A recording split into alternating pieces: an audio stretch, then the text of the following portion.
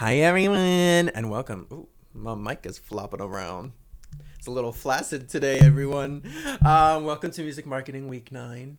Today we're going to talk about, I didn't really know what I wanted to talk about, but today we're going to talk about, we're just going to go quickly over like booking shows because we haven't talked about that. And it's not too much different from, pitching for press or anything else. So we're just going to do a brief thing. I'll show you, how do you find the email, find the number. Like sometimes these things can feel daunting, even though it's a really simple process, just because you're like, I don't know what questions to ask and I don't know where to begin. And then I'm also just going to show really quickly about like boosting posts on Facebook, Instagram, and just some tips that I have. But I also want to do a lot more research on that for myself. So I think I'm going to research that stuff for this coming week, because boosting posts isn't necessarily the best. It can work, but what's better is when you actually just create a full ad for yourself. And there, I saw this email the other day where it was saying this guy who basically used the money he got from streaming, invested it back into social media ads, and then that's how he grew his following, kind of exponentially. And when you think about it, it's like, yeah, with streaming, maybe I'm only making $1 or $2 a day,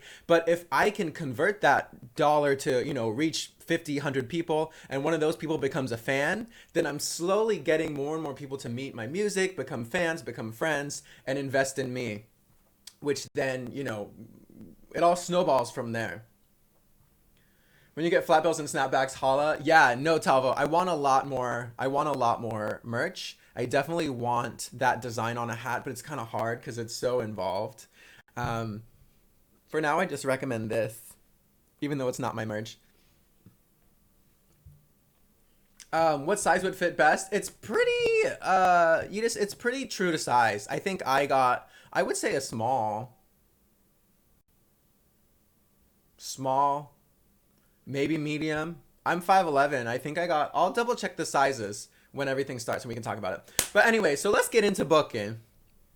Oh, you don't dry it? Oh, I always dry it too much. And then I'm like, oopsie. Okay, so we're just going to go really quick. Basically, when you're booking shows, you do a very similar pitch to what you would do when you're pitching, for publicity or to a publication. It can be a lot shorter though. You want to have some type of video that you can send them. Hopefully that's a reel, so maybe splice together, content from other live shows you've done. But if you haven't done live shows before and you're kind of starting out on ground zero, or maybe you've only done one or two, it's not enough for that, then take video of yourself. Or if you have YouTube videos, or if you're a Twitch streamer, splice together clips and highlights, do that type of thing. Or even if it's just one clip, it doesn't have to splice all this stuff together, but give them something so they can feel your character and your personality and your chops, your talent, so you can impress them with that. Or if you're not the best, just work really hard to practice one song, and get it down really well. And maybe, start doing open mics instead of booking a show. You do want to have some type of performance experience before going into doing a half an hour or 15-minute set in front of people, because that 15 minutes will feel like forever if you can't get through your song and you don't know how to play and you're so nervous. But so I'm just gonna go like, okay, here, look up. You can literally just type in, if you don't know how to find music venues in your city, you can literally just go like NYC music venues. Now the thing is, you don't want to go to a place that's too big. The Shrine, I know that place is small, but let's say I didn't know what it was. I would click on it. Oop. This is actually near where I used to live. And I'm like, okay, let me look at it. World music venue. And then you're like, does this apply to me? Let's see. Is this a venue that takes my kind of music? They got jazz, they got hip hop, they got pop rock, they got reggae. Okay, if they have pop and rock and indie rock and DJs and jazz, seems like they kind of take everything. So the first thing we know is rap. The first thing we know is, okay, probably whatever type of music I make, they would book me, assuming that I'm good enough, that they like my music. So then from there, what do? You want to obviously find who you can contact. I don't see anything here. Let's go back to home. If you don't see anything on like their about page or their home page, chances are you can find a number. Yeah, they do have a number right here, so you could call that. Let me go back to the about. Do they say anything here? No. Oh yeah, contact us. Okay.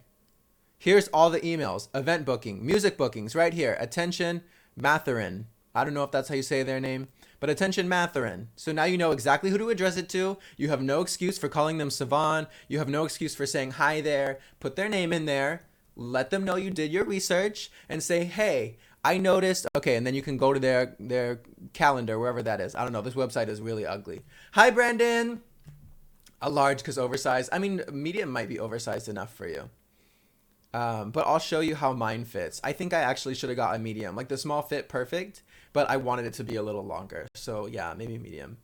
Okay, well this one sucks. Let's go to another where I can actually see their calendar. But you can also just call. Here's the thing. I'm sure if I spent more time on it, I'd be able to find the calendar. But the other thing is, when you're booking shows, at least in a big city, you want a few months of lead time. If it's a smaller venue, maybe not as you don't need as much. But look through their calendar, make sure that the dates that you're contacting them about are actually open. Oh yeah, FSUP, I saw her having trouble. I hope it's all good. So you can see some of these are like way too big, but let's go like NYC music venues for small. The Cutting Room, Subculture, Mercury Lounge. I know that one. Okay, they have a much better website, I think. Oops. Oh, I guess I have to do that and then I go to the website. This is one of my favorite venues, actually. So you can look at it here, and it's like, just announced. Here's all the shows that were announced. Event calendar. So you probably want to plan out, like I said, at least 2 months, 3 months in advance, because that's when this stuff is going to be like open or whatever. So you can go like, okay, is there a different way to view this calendar? Who knows? But a lot of times there's a way where, you know, you can kind of look at it a little more openly. You can also say, okay, Sunday, they're not going to do shows Monday through whatever. Friday the 7th, 8th. For sale, thank you for the host! How are you doing? You can see like, okay, doors 10:30. Maybe they have, oh, that's the early show on Friday. But maybe they still have the late show on June 7th open. So if this one goes from 10:30 to midnight, maybe you can do a show from midnight to whatever. So look that stuff up, find their contact information, and then you literally just say like, hey, here's my music. Let me pull up the pitch from before. It's gonna not be as, it's not gonna need to be as, oh, FSUP, thank you for the host. Y'all are so great. It doesn't need to be as involved as the here, is it this one? It doesn't need to be as involved as this pitch I'm gonna show you. It can be a lot shorter. Actually, this isn't even that long, but you can do something like, hi, blank, I love your venue. I fit in with your genre because of this. Here's a link to some of my work. My draw, you want to say about how many people you can bring, and you don't want to lie, because that's a great way to say like, oh yeah, I can get 50 people there, and then you know you're lying and you only get 5 people there. That's a great way to never get into that venue again. So you want to make sure you're being truthful, even if it means that maybe you're not ready for that venue yet. Or maybe, you know, they'll say like, hey, you can't do that day, but actually, let me get you in touch with, you know, this person at this show, because you might be a great opener for them. I know they were looking for an opener. So it still might be good to reach out to these places, even if you think you're not quite big enough. Obviously, there's a certain point where it's like, they're way out of your league, and that's just how it is. There's gonna be places that are out of your league for now. But, you know, you can just do something like, hey, here's what I'm thinking, this date, here's my type of music, here's a link to my music, here's a link to my live performances, and here's other places I have performed before, or other, you know, quick facts about me. So it can actually be pretty quick like this, but instead of focusing on like, oh, I wouldn't be talking about my EP and what my EP is about, I'd be talking more about just like my accomplishments, period, as a musician, other places that I've played, my draw, things like that, and any like special requests or ideas that I have.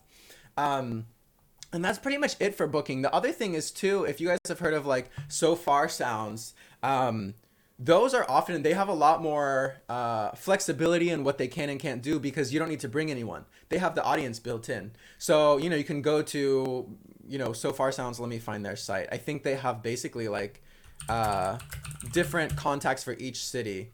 So Far Sounds NYC, let's see. Let me show you. I love you for sale and FSTOP. You guys are so sweet. Can we get a shout out for both of them actually? FSTOP, can we get a shout out? I finally got to see his stream on Friday, I and it was really sweet. Such a great personality. Um, and for sale, like I said, for sale 18s, to partner, getting close to partner. So we gotta get over there, baby. Okay, let's see. Does it show host a gig perform? Oh yeah, here. So quick, so easy. So here's So Far Sounds. If you haven't heard of So Far Sounds, they're one of, a couple companies. I don't know if they were the first, but I think they're definitely the biggest at this point, where it's like these secret intimate shows that they throw in like not non-traditional venues. So sometimes it's like a big ass apartment. Sometimes it's like one of my artists did it in a shoe store, different things like that. So if you're curious to perform at something like that and don't want to deal with having to promote your own show, oh, Esther, you're so sweet. No, I really loved it, and I was really into that game you were playing. And then you can kind of check out the harmonies. You can check out Rebel Bucket. We all know Yeba Girl. Overcoats. Oh my gosh, I feel so cool that I know all of these people. But yeah, so if you're curious to perform, you just click perform. How do I perform? Apply, get selected, perform. And a lot of them you can find. You don't necessarily have to go through all of this even. You can just find the email for it online. Now, that might not be true. It's because I emailed them from like a press standpoint. And like I knew that my artist would get picked because he's dope and he has amazing live shows. And he's been performing for years. So I just kind of like, we're better than your submission form. We don't need to apply. You might want to apply. But it is that's another option if you're not interested in doing a traditional venue. It's a lot more captive audience as well. It is. Those shows are really fun to go to, and it's always a surprise. So like if you go to one of the shows, you have no idea who you're gonna see. And it's normally just like a bunch of artists that you've never heard of. Maybe like 3 artists that you've never heard of, but they're all like really good. I mean, it's a curated lineup. But sometimes, like if you look here, like they do have shows where you go to a So Far Sound show and then you're like, oh shit, Hosier is performing today. Oh shit, Leon Bridges, James Bay, like, and then you're like, oh my god. So that's also how they keep it exciting, because you're like, you never know if you're gonna see a major artist. And it's a great way to find and connect with new artists. It's kind of like streaming in a way, like you never know who you're gonna see, but you can immediately create this connection with people, because it's just a different type of setting. It's a situation where you're supposed to connect with people. Okay, so then going off of that, one last quick thing that I wanted to talk about was just boosting posts. So let me take you to my social medias, and I'll show you kind of what a boosted post could look like and walk you through a little bit. And like I said, I'm gonna do more like actual research into ad stuff, because I used to do Facebook ads for work, but I haven't done them in so long. So I kind of want to just like reacquaint myself with the platform and then maybe test it out a little bit before next week and see what I can make happen, see what I learn, and then bring that information back. And maybe I'll make that kind of like a running theme for the next couple weeks as we just, figure out what else we want to talk about and what other topics we want to approach.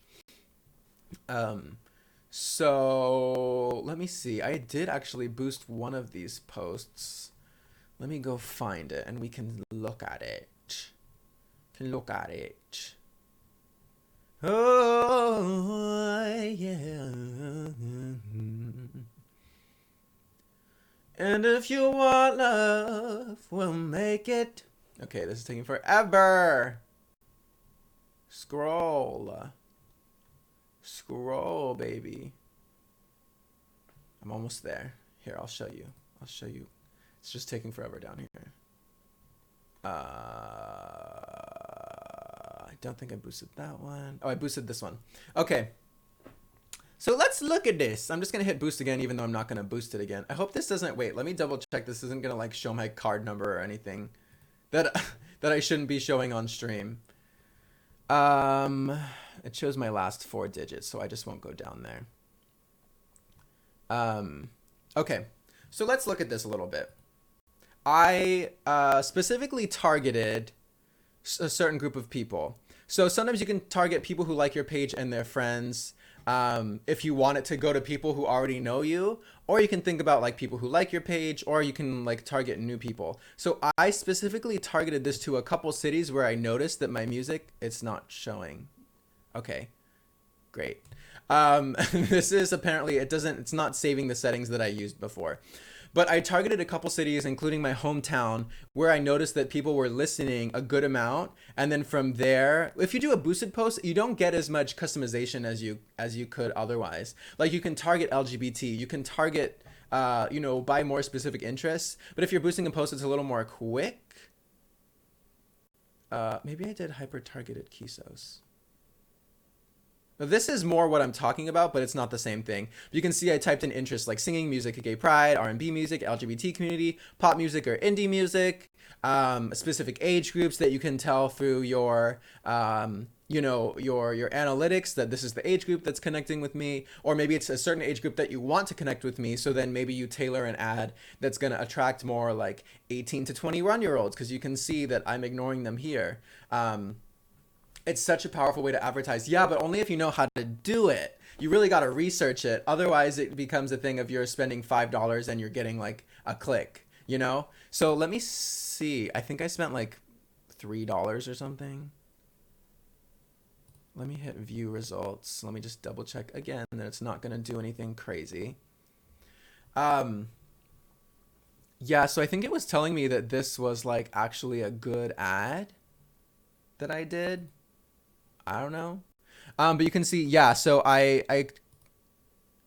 here's what I did.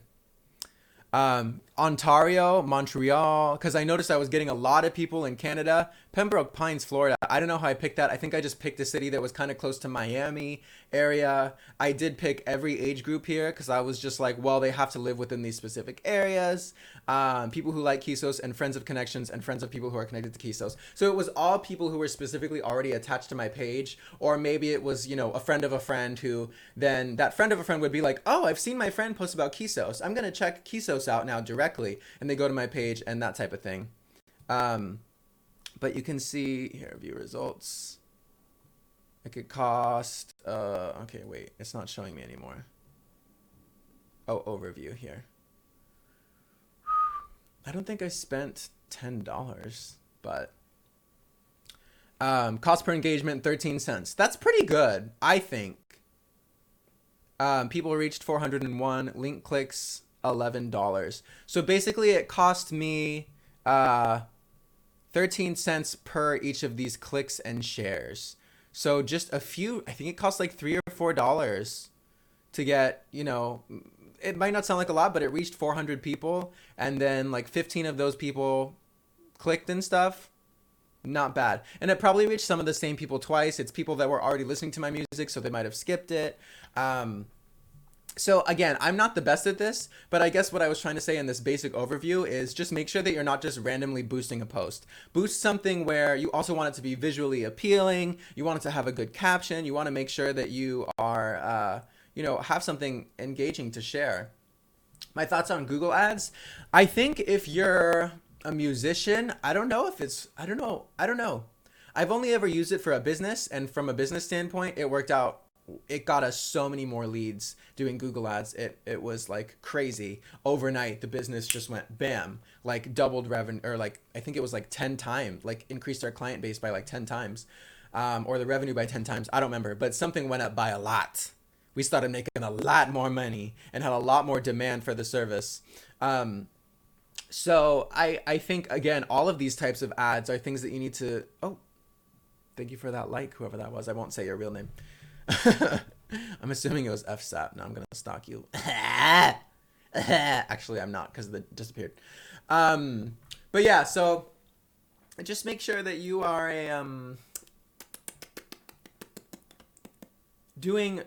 you're trying different things. You want to do this A/B testing. If you're not familiar with what that is, it's like, okay, you can do an ad, or you can run 2 ads at the same time with just one detail changed. So maybe it's targeting all of the exact same people, it's the exact same picture, but the caption has, or maybe I was going to say the caption's exactly the same, but maybe it's a different picture.